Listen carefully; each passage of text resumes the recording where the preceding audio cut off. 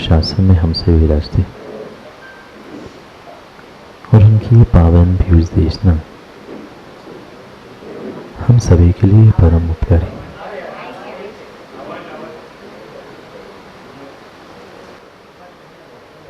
अनादिकाल से हमारी इस आत्मा में जो जन्म, जरा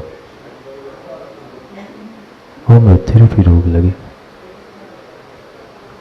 उन रोगों का उपशमन करने वाली कोई परम औषधि है तो वह एकमात्र यह जिनवाणी।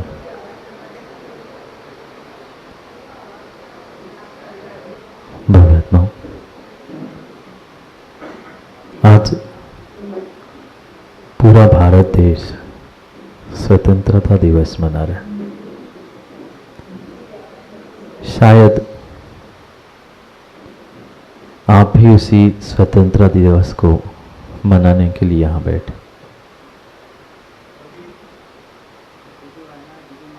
पर नितिन भाई, ये स्वतंत्रता के मायने क्या है? क्या मात्र अपने मनमर्जी से जीना, मैं जैसा चाहता हूं वैसा काम करना, ये स्वतंत्रता है? नहीं। क्या किसी व्यक्ति विशेष, किसी स्थान विशेष से छुटकारा पाने ना, इसका नाम स्वतंत्रता है? नहीं। सही में देखा जाए तो आज तक व्यक्ति ने शब्दों के भी सही अर्थ समझने का प्रयास नहीं किया।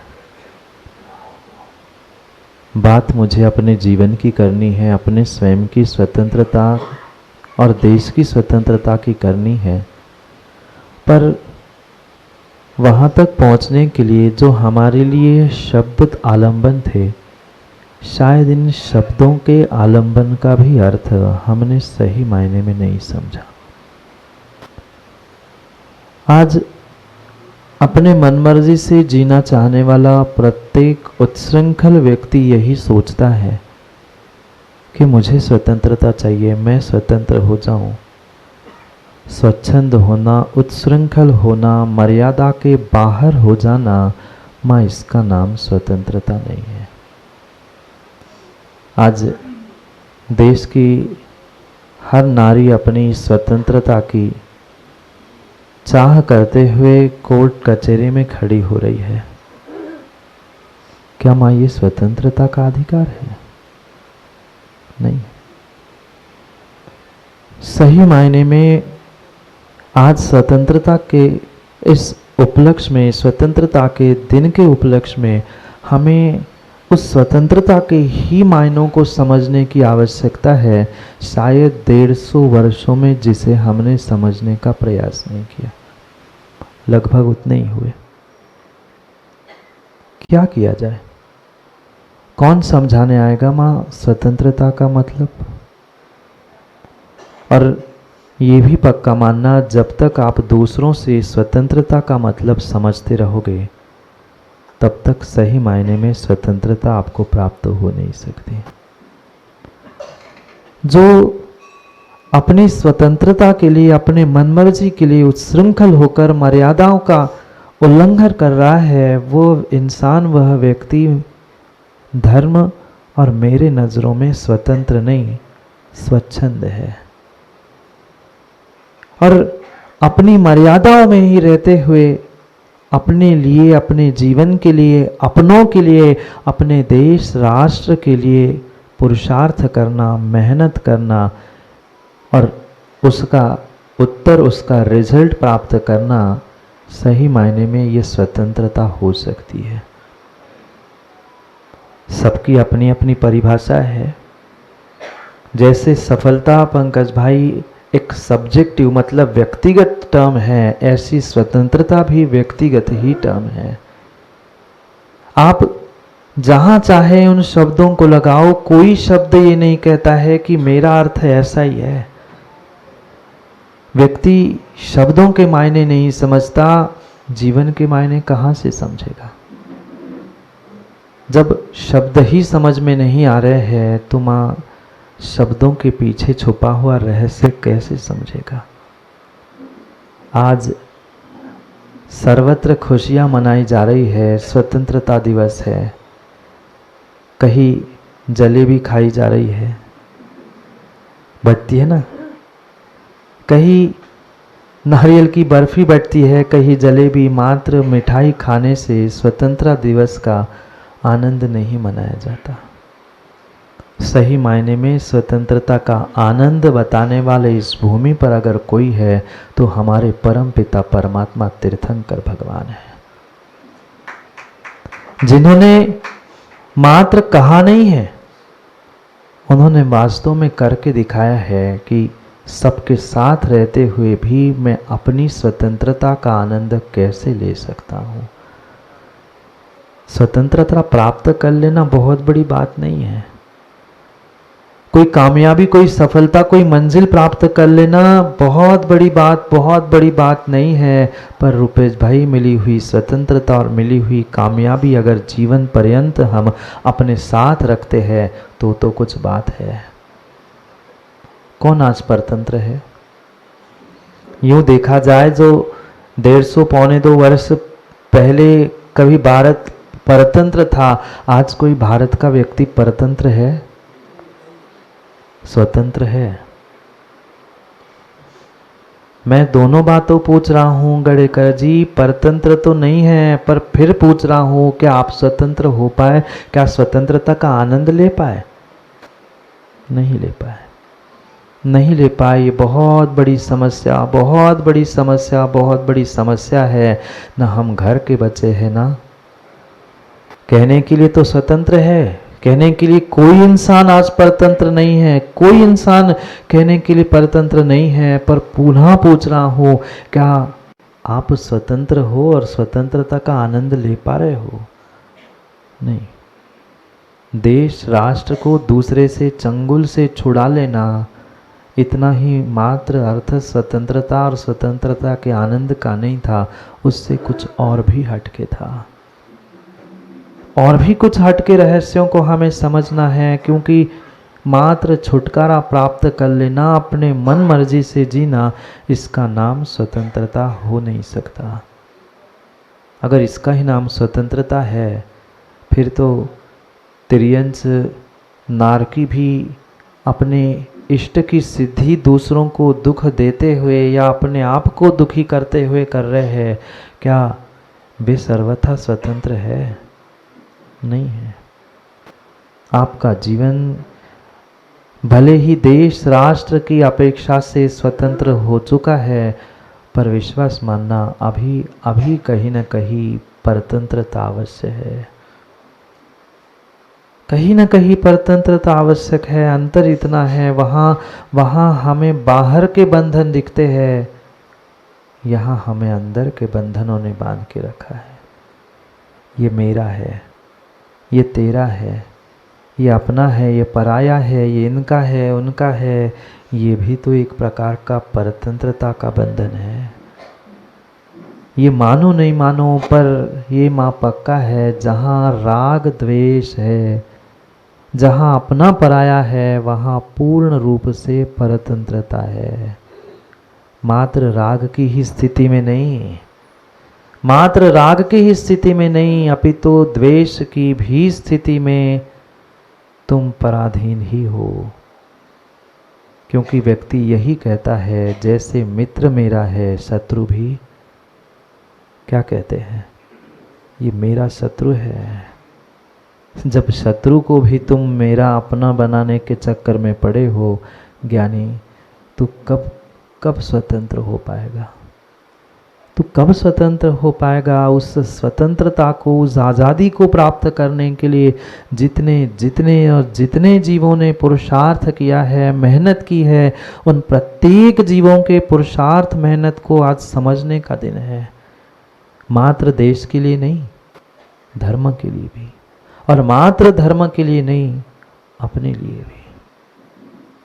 क्योंकि बलिदान के बिना कुछ भी प्राप्त नहीं होता। शब्दों को और मायनों को बहुत गौर से समझने की आवश्यकता है। व्यक्ति आधी अधूरी बात सुनता है, उससे आधी अधूरी समझता है और पता नहीं क्या कुछ कर डालता है। बलिदान का अर्थ दूसरे को मारना काटना नहीं है। बलिदान का अर्थ दूसरों को मारना काटना मात्र नहीं है, और संघर्ष का भी अर्थ मात्र दूसरे से युद्ध करना नहीं है। मेरे बैठे भीतर विकारों को, मेरे भीतर उदय में आने वाले उन तीव्र पाप कर्मों को मुझे कब, कैसे, किस प्रकार से साझेदारी के साथ, सूझबूझ के साथ हैंडल करना है, ये भी संघर्ष है। क्या अगर समय समय पर हमारे योद्धाओं ने देश के लिए, राष्ट्र के लिए बलिदान नहीं दिया होता तो क्या आज देश स्वतंत्र होता? मैं किसी इंसान, किसी व्यक्ति के बलिदान तक नहीं ले जाना चाहता हूँ, वहाँ से अपने स्वयं के जो जीवन को खुशियाँ और स्वतंत्रता देने वाला मेरा सैक्रिफाइस करना, मेरा समर्पण करना ही मेरे लिए कहीं न कहीं उस बलिदान के रूप में स्वीकार किया जाता है। माँ, घर परिवार के लिए सैक्रिफाइस नहीं करना पड़ता। शब्द नहीं समझ रहे आप लोग? समझौता नहीं करना पड़ता। कई बार समझौता करना पड़ता है। जो व्यक्ति, जो श्रावक सही मायने में सुख शांति से घर परिवार और जीवन को चलाना चाहता है, कहीं न कहीं उसे सैक्रिफाइस करना पड़ता है, और उसे ही कथनचित बलिदान नहीं कहा जाएगा। बलि का अर्थ मात्र दूसरे का गला दबाकर, हथियार लेकर मात्र मारना काटना नहीं है। अपनी भी इच्छाओं का जब तक हम सैक्रिफाइस नहीं कर रहे, बलिदान नहीं कर रहे, विश्वास मानना, तब तक स्वतंत्रता मिलने वाली नहीं है। आज हम उसी बदौलत स्वतंत्र राष्ट्र में बैठे हैं, स्वतंत्र देश में बैठे हैं, देश की आज़ादी का ये उत्सव मना रहे हैं, क्योंकि किन्हीं व्यक्तियों ने त्याग, बलिदान और संकल्प के साथ स्वतंत्रता को प्राप्त करवाया था। क्या वह त्याग, क्या वह संकल्प, क्या वह बलिदान, क्या वह मर्यादा आज मेरे पास बची है? नहीं बची। जब जीवन की मर्यादा ही समाप्त हो गई है तो बाहरी कितनी ही सुरक्षा तुम्हारे पास क्यों ना हो, पर आज जितना इंसान अपने आप से और अपनों से डरता है, उतना बाहर से। बोलो हाँ। नहीं डरता, क्योंकि विश्वास है उसे बाहर पुलिस है, कस्टडी है, न्यायालय है। एक रिपोर्ट लिख दूं तो उसके साथ जो होगा देख लेंगे, पर क्या हम अपने बारे में सोच पा रहे हैं? क्या हम अपनों के साथ उतना विश्वास के साथ रह पा रहे हैं जितना विश्वास के साथ हम बाहर के लोगों के साथ रह रहे हैं? माँ बोलो ना, है विश्वास? नहीं है। आज हर इंसान, चाहे छोटा हो, बड़ा हो, पुरुष हो, स्त्री हो, वह दूसरे से नहीं, सबसे अधिक अपने से और अपनों से डरता है। जहां उसे समर्पण करना था वहां तो बेचारा संघर्ष, लड़ाई के रूप में कर रहा है। ये भी ध्यान रखना, संघर्ष का अर्थ एक ही नहीं होता। लड़ाई करना, झगड़े करना, दूसरे को सुनाना, मारकाट करना, इसका अर्थ संघर्ष नहीं है। सूझबूझ के साथ अपने जीवन की प्रत्येक घटना को अपने जीवन में साझेदारी से जीना, ये भी संघर्ष का तरीका है। तरीका नहीं आता।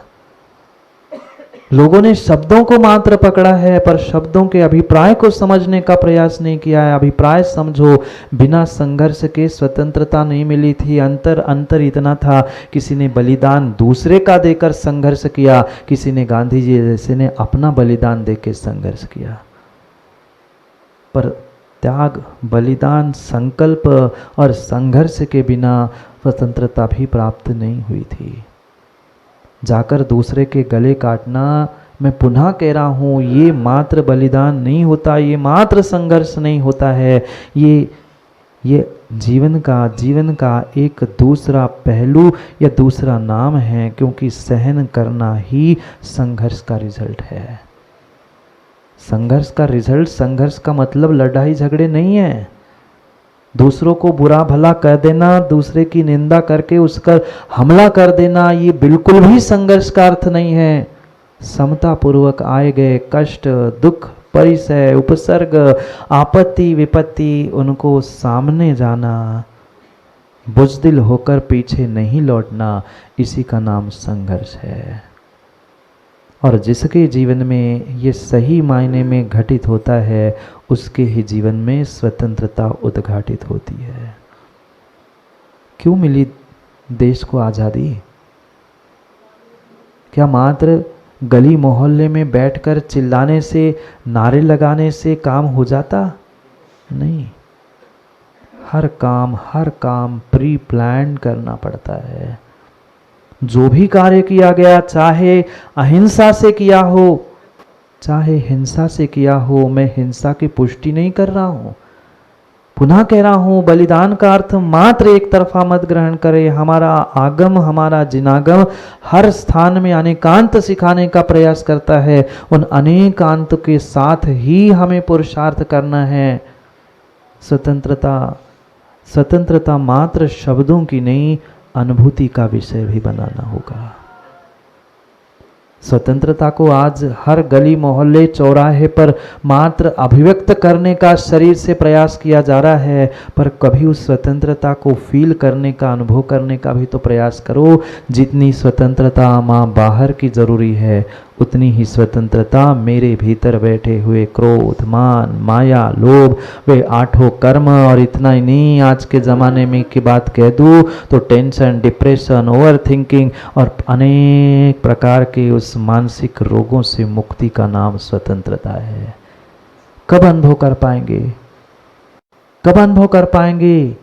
जब तक दूसरे के लिए जीते रहेंगे, दूसरों के लिए जीते रहेंगे, तब तक विश्वास मानना कभी कभी तुम्हारे जीवन में स्वतंत्रता आ नहीं सकती।